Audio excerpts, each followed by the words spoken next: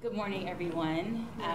Thank you for being here. We couldn't be talking about a more timely topic, and we couldn't have a better panel to do it. This is the 50th anniversary of the War on Poverty and the 60th anniversary of the Brown v. Board of Ed case. We work across a range of issues, but one of the things we really find and intend to increase our activity around is access to education. Chicago has been at the epicenter of segregation for black students ever since I started looking at this data about 30 years ago.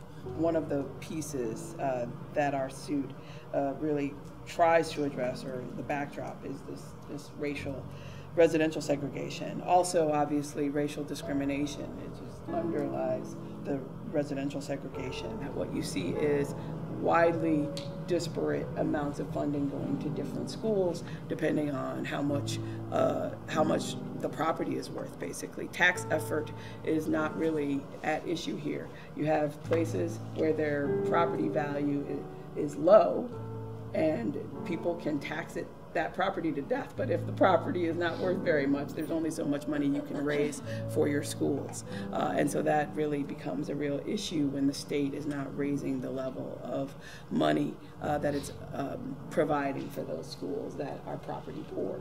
The black population is up 19%, and the Latino population is up 485%. That's the change that's going on in the country. Our two largest regions are already predominantly non-white. The use of Mexican rooms or Mexican schools is something that has been pervasive in the Southwest over time. And it was a way to separate out the children who came from a Spanish-speaking background into their own schools, and when that wasn't possible, into their own rooms at a school.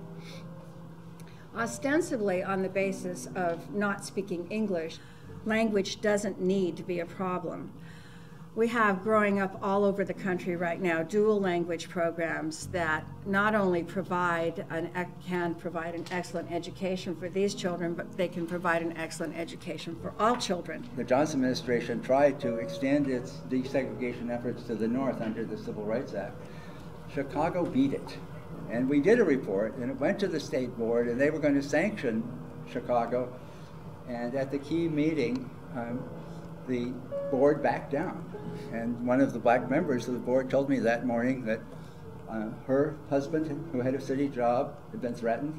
In Chicago, desegregation is not talked about very much anymore. It is very much about charter schools and a business privatization, so I want to have a little context about that as well.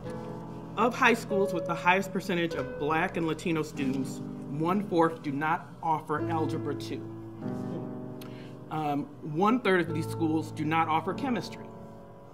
Fewer than half of the American Indian and Native Alaskan high school students have access to the full range of math and science courses in their high school. Well, are we in a post-racial society? You've got to be kidding.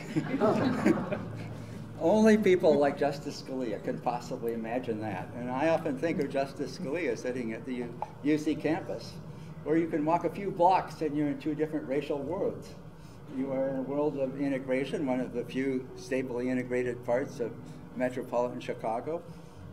And you can walk a few blocks and you're in a world of desperate poverty and total segregation. How can he think we're in a post-racial world?